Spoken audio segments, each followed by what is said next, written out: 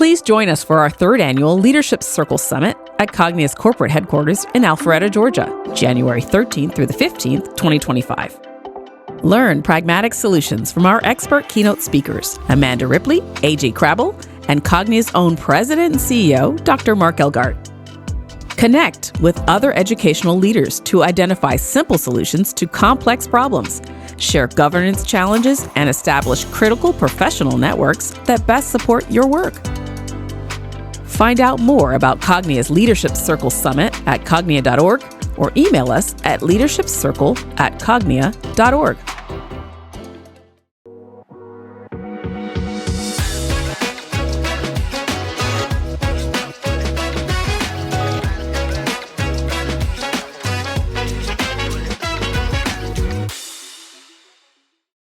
Ladies and gentlemen, educators, leaders, welcome to LeaderChat. I am Jeff Rose, and as always, we are here to learn together. And the way in which we learn is we engage experts. We engage leaders and practitioners, people that have really done some stellar work. Often we are looking at researchers and people who have written particular texts. And the concept here in the LeaderChat is to make some really important information and content digestible and pragmatic to leaders. So we have these video series that we, of course, push to our members of the Leadership Circle. But in the meantime, this is a video as well as an audio.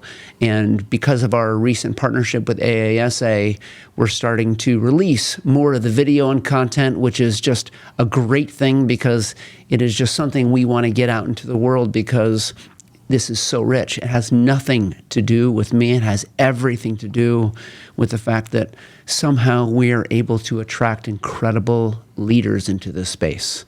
And today is a perfect example of that. I'm going to be talking with Dr. Christina Grant, a seasoned educational leader. And it's funny I use that word seasoned. She and I met a few years ago just once, and I was thrilled that we were reintroduced. But she is the new executive director of the Center for Education Policy and Research, CEPR. So she'll be able to read that acronym more efficiently than I can. At Harvard University, known for bridging academic research and system leadership, Grant has dedicated her career to advancing equity and expanding educational opportunities for learners nationwide. Previously, she served as State Superintendent of Education for Washington, D.C., overseeing policy, grants, standards, and accountability for the entire educational system. Grant's executive experience includes roles as Superintendent of the Great Oaks Foundation, Chief of Charter Schools and Innovation in Philadelphia, and leadership positions with Teach for America and the New York City Department of Education. She holds a doctorate in education from the University of Pennsylvania, master's degree from Teachers College, Columbia University, and Fordham University, and a bachelor's from Hofstra University. Today we're talking about leveraging education policy and research into action and results. And basically this conversation is going to explore Christina's journey to becoming executive director at Harvard, but also her vision for leveraging data to advance academic progress and equity, and also her insights in the leadership skills needed to navigate the complexities of education today. So, you would assume that we're going to have to talk for 4 hours. We will not. I will make sure that we stay focused, but I am so excited. So let me invite Christina to the screen. We are thrilled to have you, and I read this much, and I'm showing just kind of with my fingers this much of your bio. What did we miss?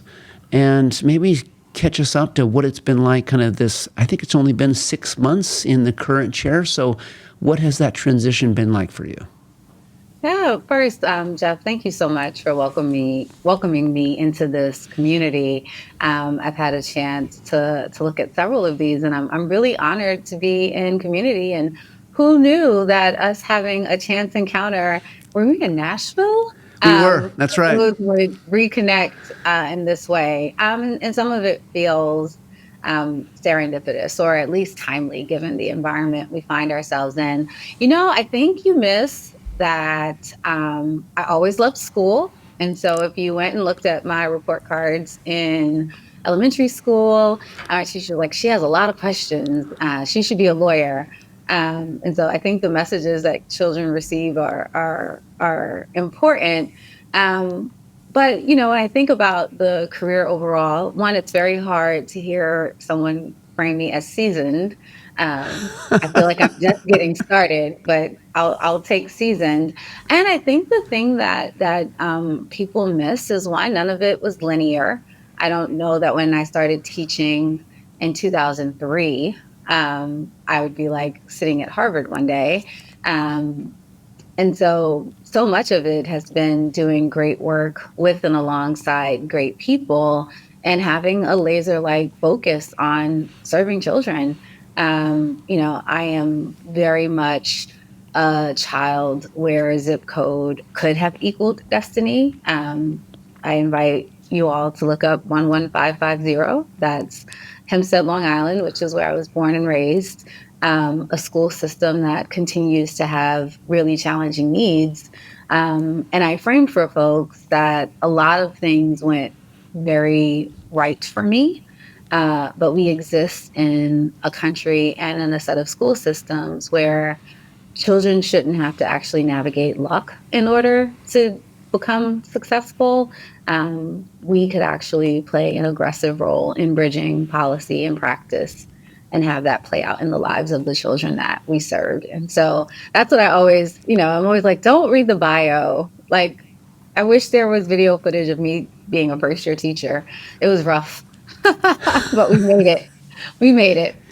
Well, the bio is interesting because it always is for me, because number one, I have to modify it because a person's bio, I mean, yours included, is usually extremely long, right? And you can dig and do some research, but no guest wants us to read their entire bio. And then I kind of mess with it and rewrite it. And I was laughing at the fact that I used the word seasoned, because that can mean a couple of things, right? So number one, that can make a person feel like, wow, you're calling me old, right? Or the person has just been around the block, right? Meaning they've had a number of positions and a number of leadership experiences that really kind of provides some credibility. And so if you look at the details of your bio, you have done some really, really interesting and diverse work in the field of education. So it makes tremendous sense. And I'm thrilled that you're in that seat, because I would see you, of course, as someone who is deeply committed to research. But in the meantime, you're a practitioner, you're a leader. Mm-hmm. And I want to commend Harvard for having you there. I think that for a practitioner and a post-leader myself, that is inspiring. So I'm thrilled that you're there. And that being the case, talk to us about kind of some of your own, passion for research policy and, especially at this point in your career. One, I appreciate the framing. I also reflect on the word seasoned, and part of it is just feeling really fortunate. I think about the decision to join Teach for America, which was largely, like many others. I had come out of college. I thought I wanted to go to law school. I knew I had to do, quote unquote, something. My parents were not necessarily those who would have allowed me to just discover myself. But the decision to become a teacher was transformational in ways that even today I still reflect on, decisions that have served me well. And the obsession with research is largely because I was a trained political scientist. In another world, I would have gotten my PhD in political science. I feel like life comes full circle in that we are spending a significant amount of time thinking about the role of the superintendent, the role not just being an instructional leader or an operational leader, but the role of superintendents being civic leaders. And what does that mean as you think about the intersections of not just policy and practice, but policy, politics, and practice? And how do you think about training this next generation of leaders around that reality? I wonder, Jeff, when you think about your own training or development for the role, I often would say, especially in DC, that I was a politician and the only area of focus was education. And it was freeing for me that I was like, I don't know what's happening across all other parts of government, but I do know what's happening in our schools every single day. And I leverage big P and little p politics in service of that mission. And I'm trained in instruction and I can, effectuate a teaching schedule and I know how to run a building. But, the politics of the work are important. And I think in this season, we should lean heavily into what does it mean to train someone to be prepared for that. The role, I agree with you. I'm grateful that Harvard made this choice.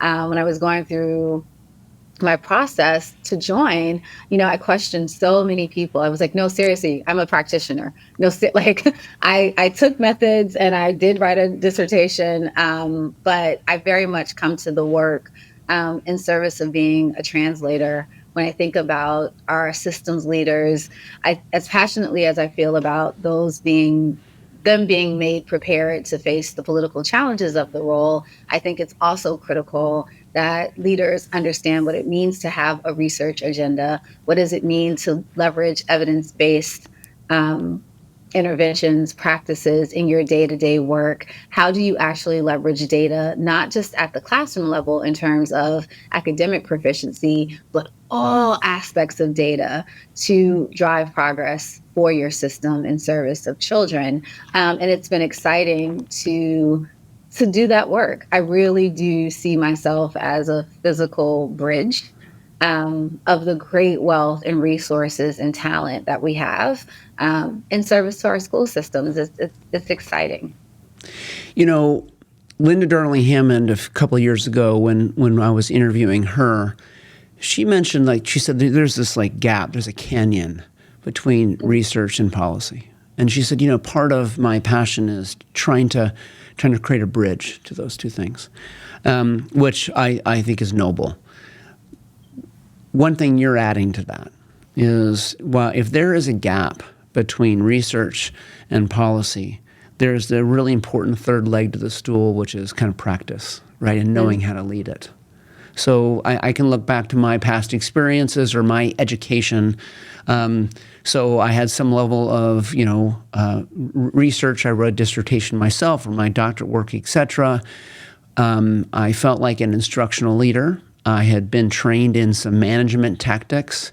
But the one thing I realized, especially as I rose as a leader, is, driving research and creating consistent practice so that people behaviors are aligned to those is completely different strategy.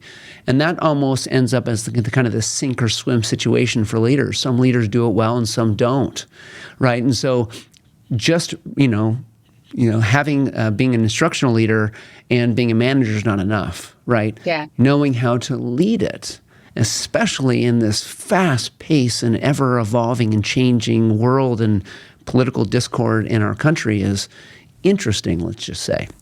And that being the case, how do you envision CEPR, did I say that acronym correctly? Did. Okay. CEPR leveraging data to kind of support meaningful changes in districts and in schools? And then what role do you kind of see yourself playing in helping create a bridge to that potential divide? So to the first question, in a multitude of ways, we would take the whole hour if I described the 11 active research projects of CEPR, but I will talk about two. In a couple of months, we will release this year's Education Recovery Scorecard, where we've stepped back and looked at the performance of students on their state assessments. We've overlaid their progress on this year is exciting because we will have NAEP results. And then we've actually looked at the spend. What did these systems receive in terms of recovery dollars? How are those dollars leveraged? And how did it play out in the lives of children? Did we see academic progress? Did we see decline? And the role I play in that is not just reporting the finding, but then stepping back and calling the leader. So unpack this data metric for us. We saw that you were able to make significant gains in literacy, but you're still showing not that same level of progress in math. What leadership decisions were you making that played out, and how did you leverage data such that we can learn from what took place in your community and shine a light on how implementation or policy shifts or curriculum changes could take place in other parts and places and spaces of the country. Am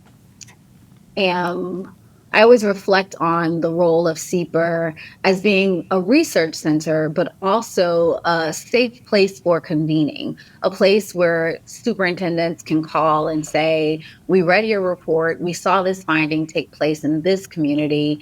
Can you tell us a bit more about how we would stand up that practice in our community? And the role of research is to be doing that work alongside a system, not to always step back 3 years, 5 years after a fact and call a question, but how do you actually leverage data so that in real time we are stepping back and doing research for the sake of research, but also building tremendous capacity within the system, changing mindsets, helping superintendents and their leadership and their schools to see that data and research, one, don't have to be used in punitive ways. So it isn't a look back to hold someone accountable from a negative stance, but it actually can shine a light and allow for course correction while decisions are being made. That was true for me in DC. We leveraged research for most of our recovery investments. And in our largest investment, which was in high impact tutoring, it was mission critical.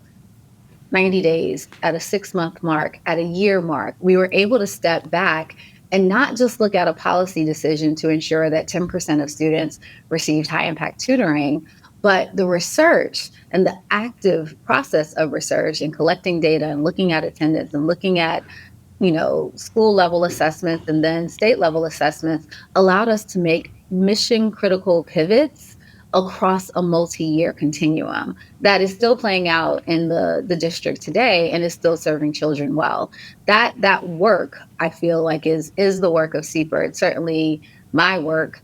And I think the broader projects we take on are directly connected to the question you raised. We think about chronic absenteeism, a huge research question we're grappling with, and folks are listening. So if there's a state or a district that wants to go on this journey, please email us. But noodling on the attendance rates of students and the attendance rates of teachers. And is there a correlation between chronic absenteeism rates and just the rate of teacher attendance? And for me as a practitioner, I take it all the way back to IS 172. My kids knew I was coming to school and I expected them to be there. And I was the teacher that would, walk into the apartments behind the school and knock on doors and go find my kids. But what does that mean if you get to like a fundamental level that we know children need? They need to come into a safe place where they're loved and cared for and that they know someone is expecting them to be there. Is that the teacher? Is that the tutor? Is it the librarian? Like, who in the building is the trusted adult that's connected to that child? Those are the types of research questions we want to grapple with. Yes, we want to be able to, count the standard deviation of progress for X metric, but it's the telling of the story behind the metric that I think bridges this gap that Linda Darling Hammond spoke about, and it is a wide gap, and I think I'm trying to be really intentional about the role I play in bridging it. I know my colleague Jen Cheatham is. There are many folks in higher education who are practitioners and intentionally came into this space to serve as bridge makers back into the K-12 community. So if we were to just pause and be done, and that were to be the message for today, let me just explain to you, as just listening to you speak, on how important that is. So the fact is, as a seasoned educator myself, I think that our perspective as it relates to research can be really skewed because of sometimes how it's been used in the past, right? Mm-hmm. So you started off by saying, talking about safety, right? And I think that what we tend to think about at times, especially if you've been around for a while, is that research is going to be, collecting data that over time is going to create policy. Much of that is going to end up being specific to issues of accountability and therefore either punitive measures or maybe a way for us to label success or lack thereof, which, by the way, we have learned over time does not help progress. Just by labeling does not, create progress.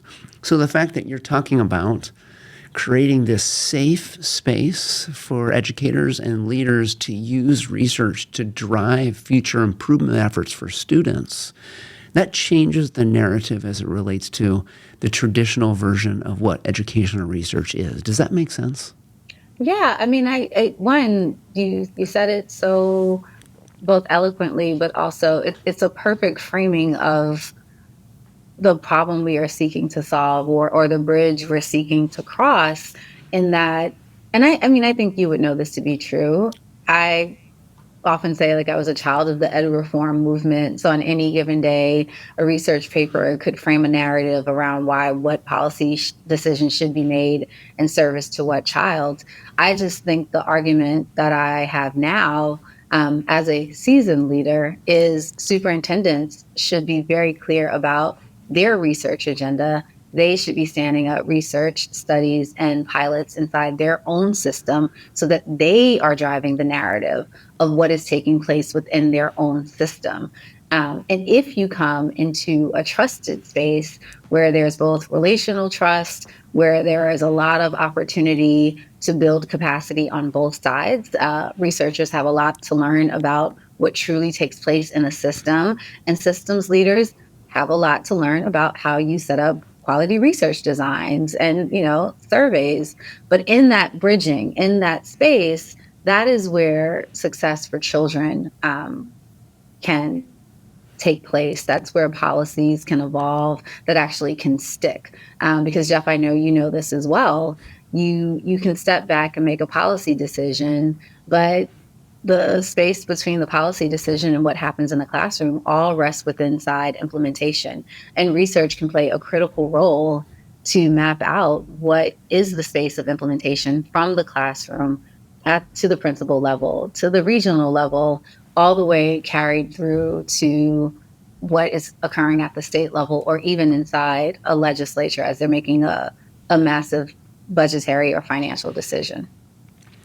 So I have a question here in a second that is going to take us maybe even to a quote unquote unsafe space. But before I do, I'm going to pause and we're going to do a 15-second message from Chris. So Chris, I'm going to hand this back to you. Chris, let's hear from you. Hello, everyone. My name is Chris Richard, and I'm the producer of the LeaderChat with Jeff Rose podcast, brought to you by Cognia. Just a quick reminder, if you haven't done so already, please make sure you follow or subscribe to us if you're listening to us on Apple Podcasts, Spotify, Amazon, or Podbean to make sure you're getting all the latest updates on the newest episodes. You can also check out our video episodes under our Cognia YouTube channel. Please make sure you check those out and leave us a like or a comment and let us know how we're doing. Thank you so much for watching. Thank you so much for listening. Back to you, Jeff. Thanks, Chris. Okay, so I want to talk about what this word, this concept, this practice that has sadly, due to politics, I'll say, become unsafe, and that is the topic of equity, which has clearly, been a long focus in education. And I know it's been a dramatic aspect of your work and your past and current platforms. So how does CEPR approach equity in the context of driving academic progress in this very kind of challenging time to even talk about it? And so, it often depends on where you're standing in the country as it relates to how that word is embraced or considered, or sometimes even just ignored or not used. That being the case, what we know as it relates to equitable practices in education, how is CEPR discussing that as well as leveraging research to impact what happens in the classroom and communities? Jeff, it's such a timely question. I've been grappling. You read my introduction, and arguably for 15 years, that sentence has been there. She's an equity driven. And, now I reflect and I'm like, should I say she's focused on access for all students? Does she think like, how do I wordsmith it so that, that we don't say the word, but the work doesn't change? And then I just was like, I obviously can't change the skin I'm in. I'm certainly not going to change my focus on ensuring that all children, underscore all children, have access to a quality education. And the way that that plays out at CEPR is we actually don't stand up research that says, I'm sitting in Cambridge. And so we won't stand up something that says, well, we did this in Cambridge and it worked in Cambridge and therefore it should work everywhere else across the country. In fact, we push ourselves aggressively to stand up research in places and spaces that represent not just the needs of that local community, but interesting cross sections of different learning environments that children exist and operate in. We have an entire focus on rural education where we're spending time in different states and places in community where the attendance conversations in rural education are dramatically different than the attendance conversations in urban education. But urban education is a vast set of systems, politics, people, places, and children, and peeling back the layers in all those different communities matter as we think about telling a complete story around which policies and which communities in service of children. It's a different way to think about research, which is why we have 11 different projects at play. And they run the gamut from early childhood to thinking about different post-secondary pathways for students. The last part I'd underscore there is we do this work in deep partnership with system leaders and state leaders. It's rare that we have a great idea of a research question that we will do, quote unquote, to a system. The work has to be done in partnership. And it's in the answering of those questions that shed light on research and actually bring light to the lived experiences of the children in the schools that we're seeking to improve, reform, dramatically change. And I think we're all grappling in this season with what does it mean to serve all children? And for me, it's not being afraid to go into places and spaces and engage in research design that seeks to ask questions that maybe traditionally haven't been asked before.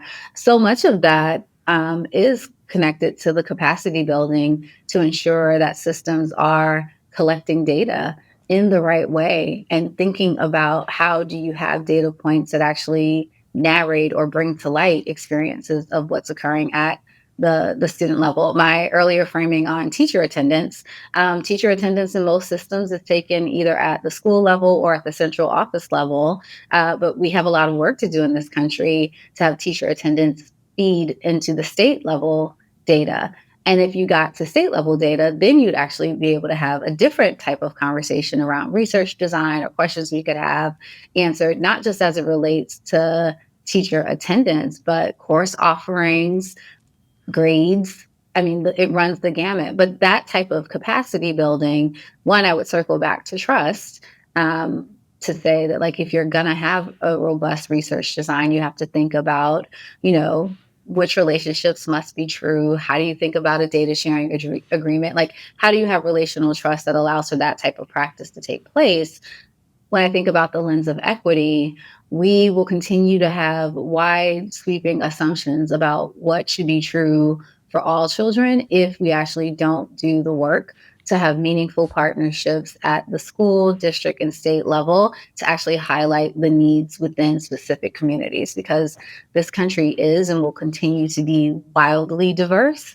And even as political winds blow, we actually can't ignore or walk away from the role and power of what public education means in this country and the role and power of how research can play a role in shaping the future of public education in this country. I think research can not just play a role, but I think research is where we should expect leadership in this place, in this space, because, this word equity, and I would agree, we used to use it in a very different way.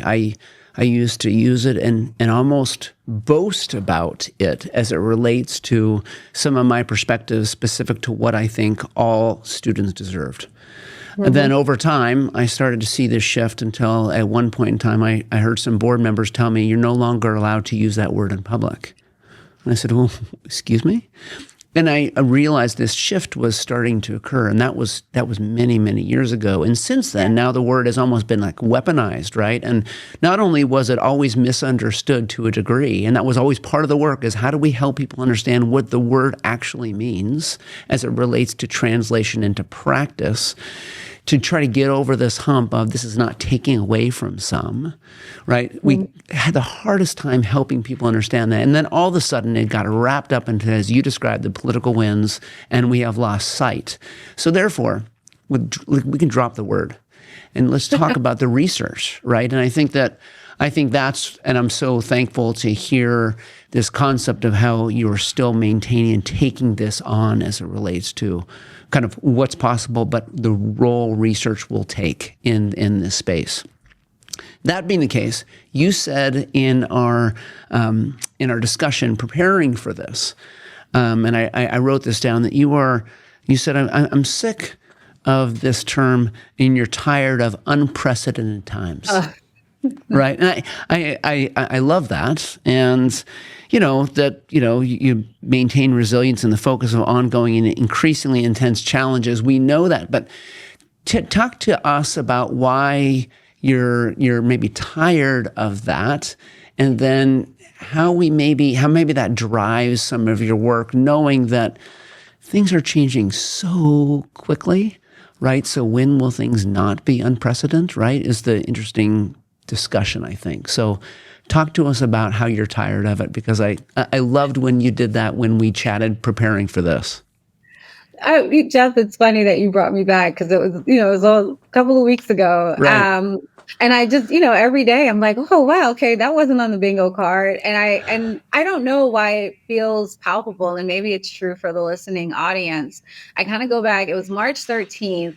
When the governor, I'd worked in Pennsylvania and Philadelphia, and the governor had called and said, we're going to close the system for 2 weeks. I could tell you all the back and forth of the politics of it. But for me, that is tangibly when the unprecedented time started. I said, oh, okay, I'm going to run a school system from my living room. And I did not do well with that. I still went into the office, in a mask and covered. But since then, we have completely closed a system and ran it virtually, and protected children and kept them safe and kept them fed, and became food distribution centers. I feel like I should have a degree in epidemiology at this point. All of my friends who are epidemiologists, do not yell at me, but learned far more about, everything from masks to testing to data systems.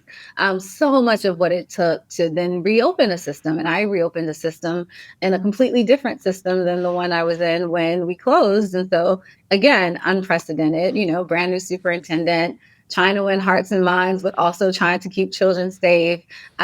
Grateful in both instances to work with and for exceptional leaders.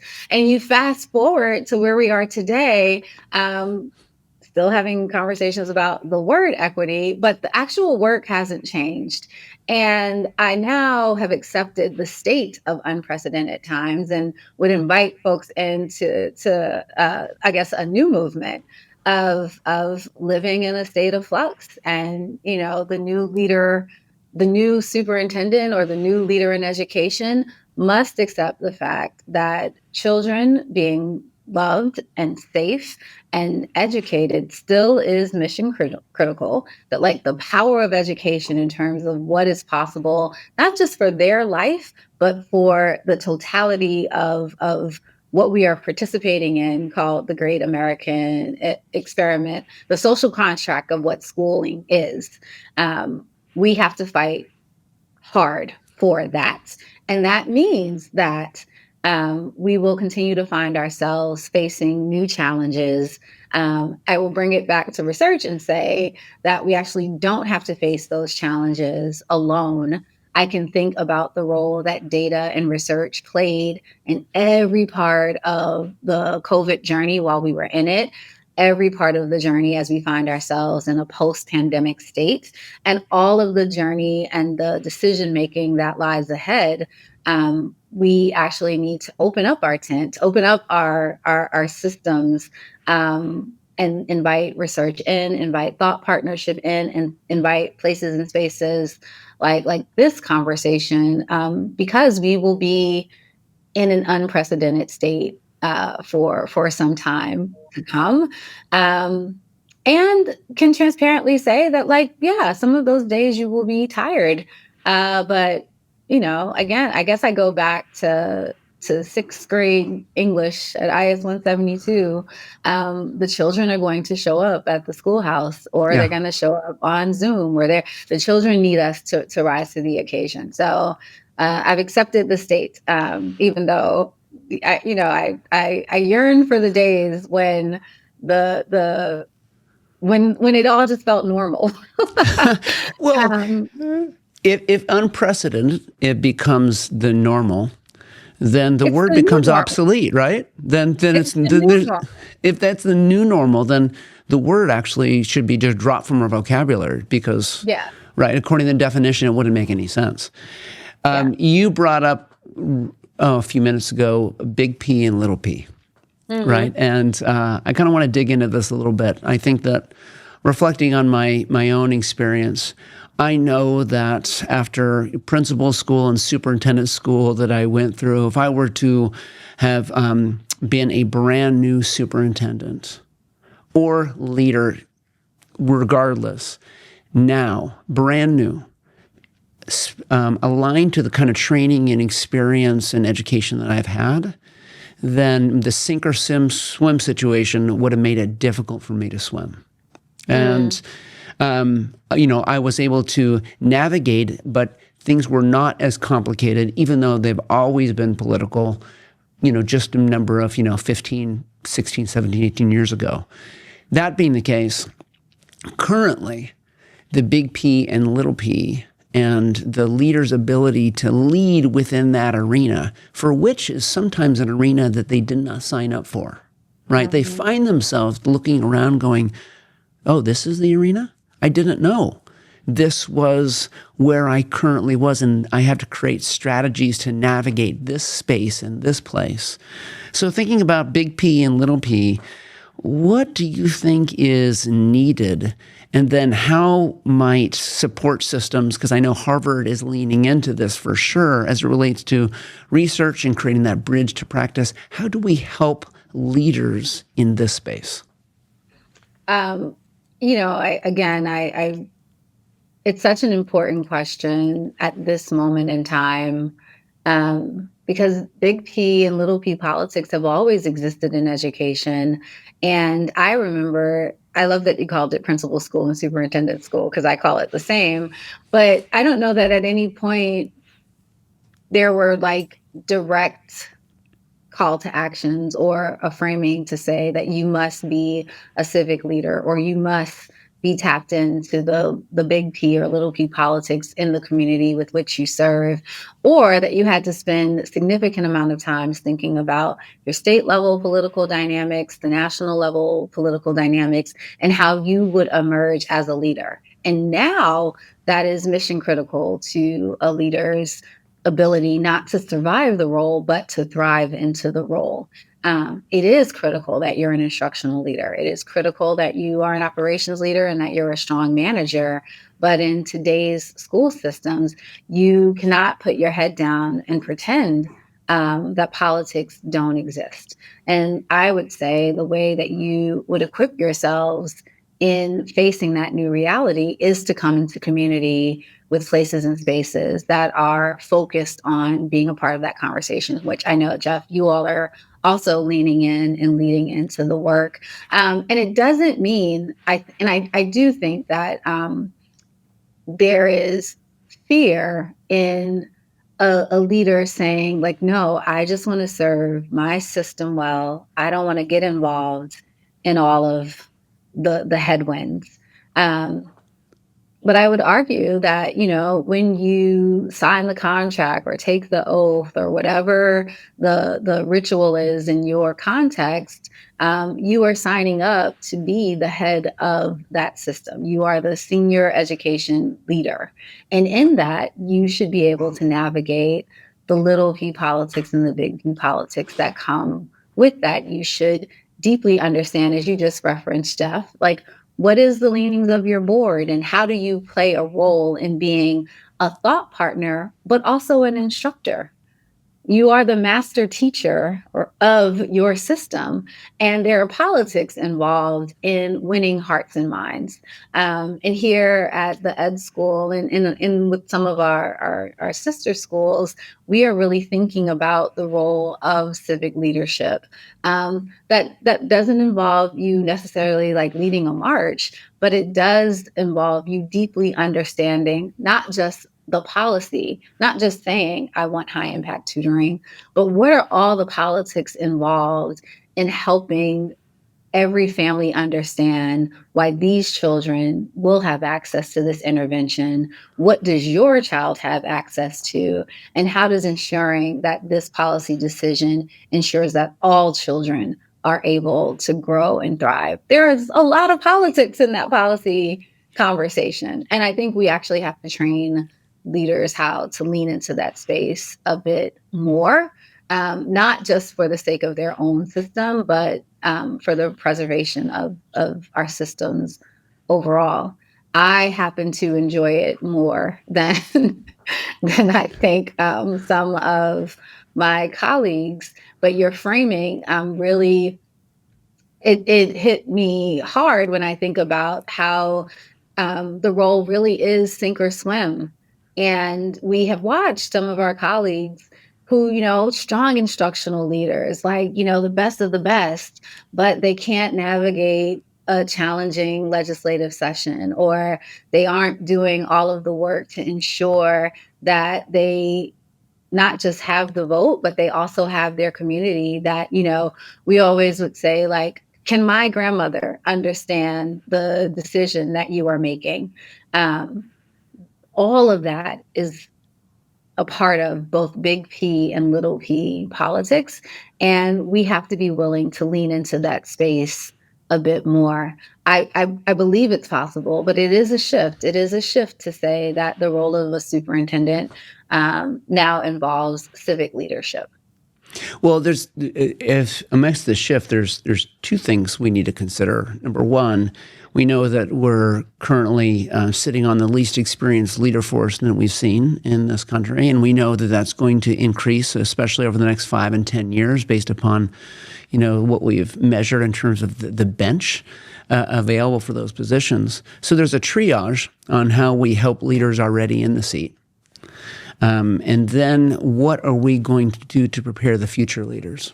Because there are new skill sets and expectations. Because my hope would be that leaders a decade from now, when they enter into that arena, even though there's constantly going to be learning, they knew the arena they were getting into, and they have already been exposed to skills and strategies and tactics on how to zig and zag successfully in order to be able to focus on what's most important. Does that make sense?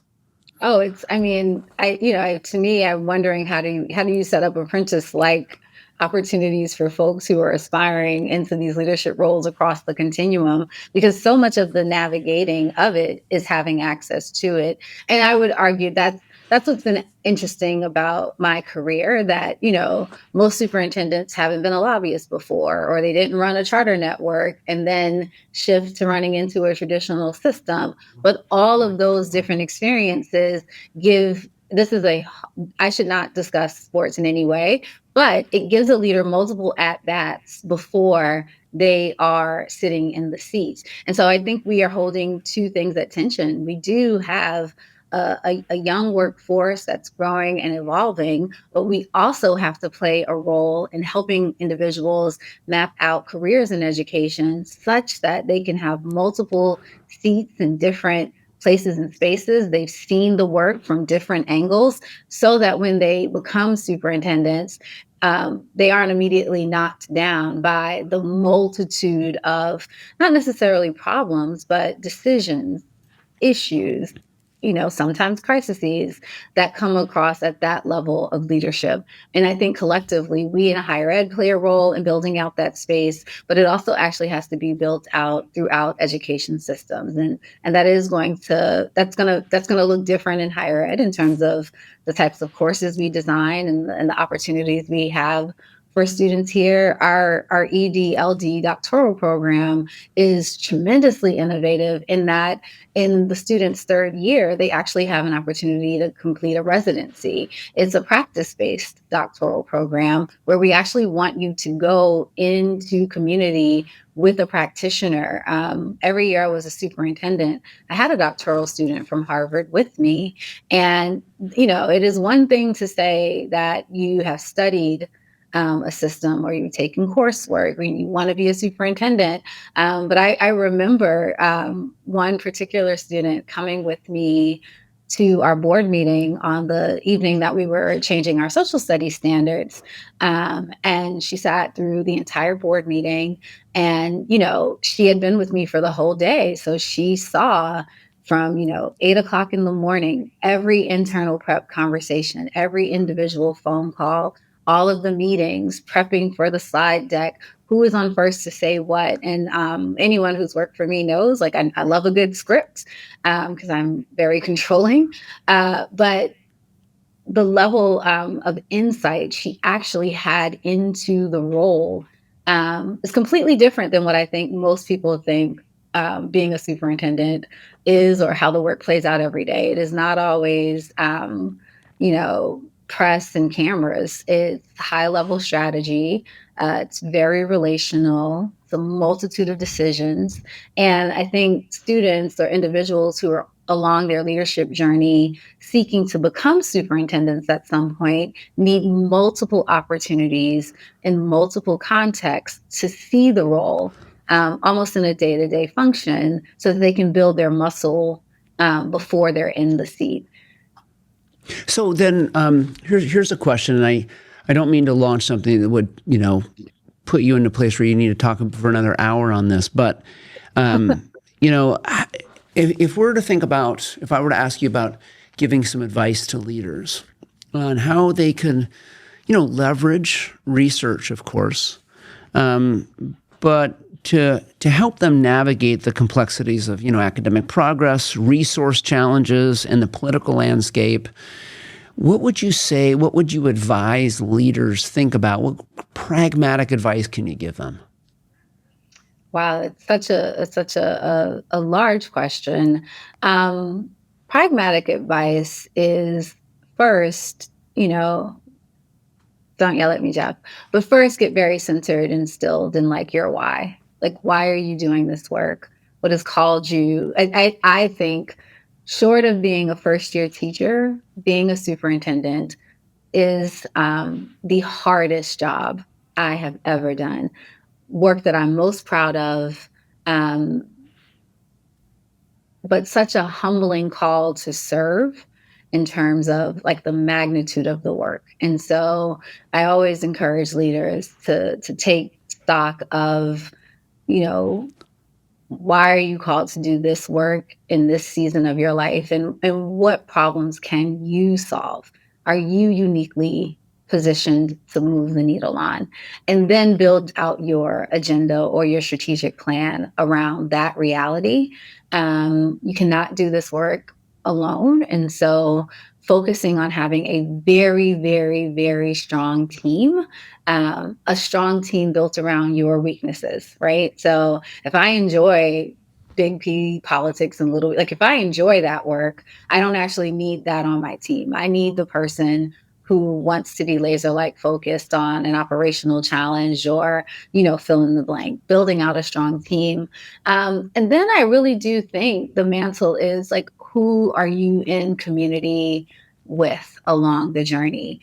And for me, that is both leaders that are inside your system, but it's also building out a large set of relationships and partnerships with other leaders in and across other systems.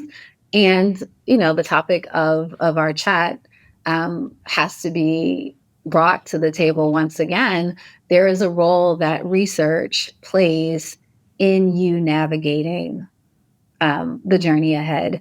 There's so much that has already been done, studies that have already been conducted. Like you will lose a lot of time making false errors on things that have already been tried. So first, learn your system, learn what's already taken place, which investments were made, how did they play out.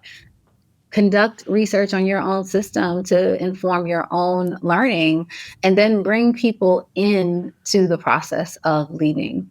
When you stand up pilots, when you have big questions, make those questions not just questions that live inside your central office, but make it a question for your whole community. I'm proud of many things in DC, but I'm most proud of high impact tutoring is a term of fact in DC.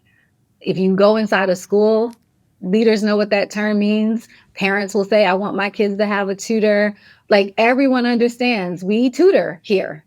And that wasn't true 5 years ago. It was true in pockets, and it was true along parents who had access, or a teacher who looked to say like, hey, Jeff, you should have a tutor. And now it's a mindset shift that everyone should have a tutor. That's the work. And so when I think about this next generation of leaders, one, you're not alone, even when you feel like you might be alone. Call another leader. They will answer the phone. Reach out to us at Harvard, not just because I work here, but because we are deeply invested in your success. And lean into the things that make you nervous. Our children, like we tell our children not to be afraid. And so we can't into fear. We have to lean into what's possible. And that's what we're doing up here. We're trying to partner with systems to lean into what's possible in public education.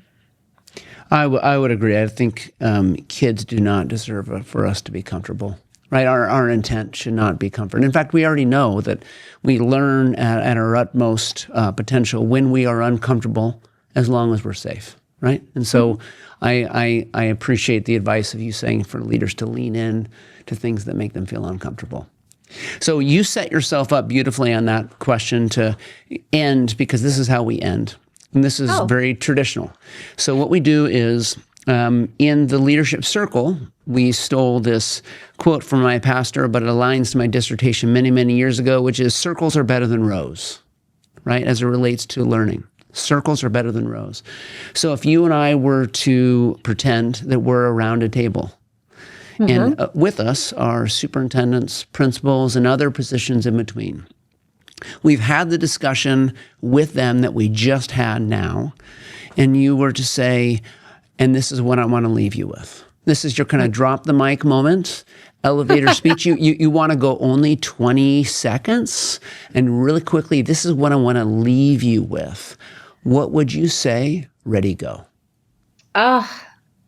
First, I would say you are called to lead at a time such as this, that every unique experience that you have had that may not have seemed to be connected, allow you to arrive at this space, at this table, in this community. And so you are called to lead at a time such as this. And the folks, if we were to be at the table, the folks seated at this table with you will not let you fail. We will answer the call, visit your system, conduct the research, be your thought partner, and propel you forward in service of our children. And so that is what I would leave this table that we have formed. You didn't know I was churchy, Jeff. Well, hey, I set you up. Be as churchy as you want. Go ahead and preach. It's great. Yeah, and honestly, we cannot lead with a spirit of fear. We have to lead with sound judgment and a sound mind.